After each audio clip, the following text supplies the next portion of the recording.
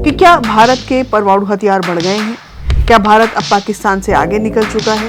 क्या भारत ने पहली बार कुछ परमाणु हथियार ऑपरेशनल डिप्लॉयमेंट की स्थिति में रख दिए हैं?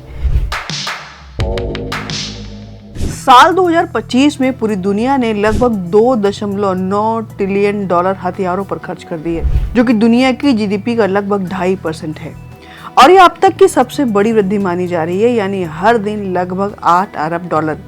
और दिलचस्प बात यह है कि यही दुनिया हर अंतर्राष्ट्रीय मंच पर शांति की बात भी करती है। तो सवाल है कि अगर आपको शांति चाहिए तो फिर युद्ध की तैयारी कर कौन रहा है? और इन्हीं सवालों के बीच आई है सिपरी ईयरबुक 2026, एक ऐसी रिपोर्ट जिसने भारत को लेकर भी कई बड़े सवाल खड़े कर दिए हैं कि क्या भारत के परमाणु हथियार बढ़ गए हैं? क्या भारत अब पाकिस्तान से आगे निकल चुका है? क्या भारत ने पहली बार कुछ परमाणु हथियार ऑपरेशनल डिप्लॉयमेंट की स्थिति में रख दिए हैं? और सबसे बड़ा सवाल कि क्या भारत चुपचाप अपनी न्यूक्लियर स्ट्रेटेजी बदल रहा है? आज तथ्यों के आधार पर इन्हीं सवालों का जवाब समझने की कोशिश करेंगे। सबसे पहले समझते हैं कि आखिर सिपरी है क्या।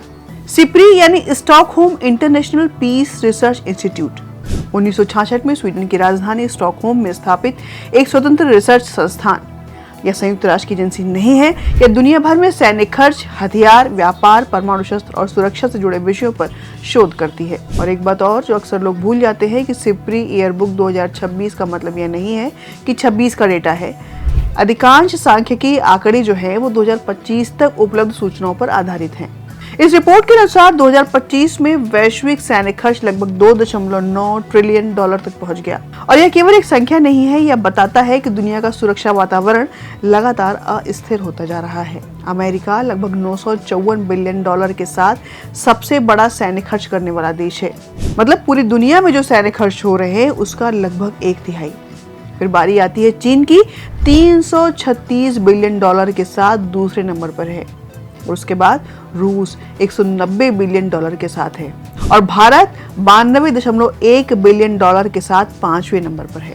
जरूरी बात यह है कि भारत के सैन्य खर्च में पिछले वर्ष की तुलना में लगभग 8.9% की वृद्धि दर्ज की गई है। और यह केवल रक्षा बजट नहीं बल्कि बदलती सुरक्षा चुनौतियों का संकेत भी है। लेकिन असली चर्चा यहाँ परमाणु हथियारों की है। सिपरी के अनुमान के अनुसार जनवरी 2026 तक भारत के पास लगभग 190 परमाणु हथियार हैं। पिछले वर्ष यह संख्या लगभग 180 आकी गई थी।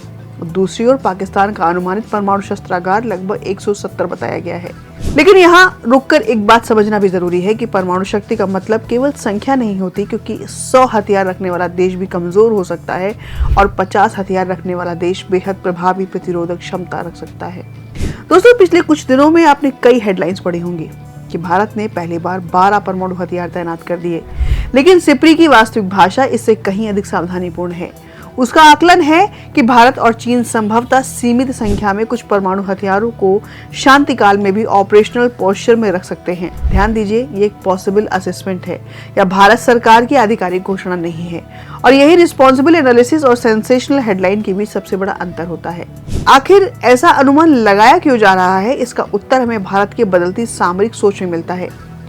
एक समय था जब भारत की सुरक्षा चिंताओं का केंद्र मुख्य रूप से पाकिस्तान था, लेकिन आज का भारत केवल पश्चिमी सीमा नहीं देख रहा, उसकी रणनीतिक सोच में चीन भी उतना ही जरूरी है।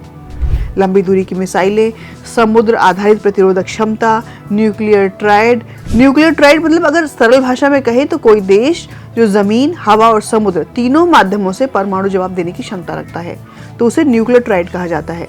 और नई तकनीकों का विकास, यह सब भारत की दीर्घकालिक सुरक्षा रणनीति का हिस्सा बनता जा रहा है। भारत लगातार इसी दिशा में अपनी क्षमता मजबूत कर रहा है, क्योंकि परमाणु रणनीति का सबसे महत्वपूर्ण सिद्धांत है सेकेंड स्ट्राइक कैपेबिलिटी, यानी यदि पहला हमला झेलना भी पड़े तो भी जवाब देने की क्षमता बनी रहे।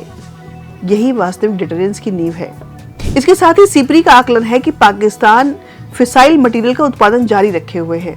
फिसाइल मटेरियल यानी हाईली इनरिच्ड यूरेनियम या प्लूटोनियम, जिनका उपयोग परमाणु हथियार बनाने में किया जा सकता है।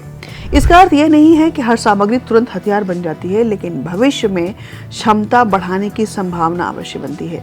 इस रिपोर्ट के अनुसार जनवरी 2026 तक दुनिया में लगभग 12,187 परमाणु हथियार है और इनमें से लगभग 9,745 सैन्य भंडार में हैं और करीब 4,120 हथियार मिसाइलों या विमानों के साथ ऑपरेशनल रोल में हैं और लगभग 2,200 हाई अलर्ट स्थिति में माने जाते हैं।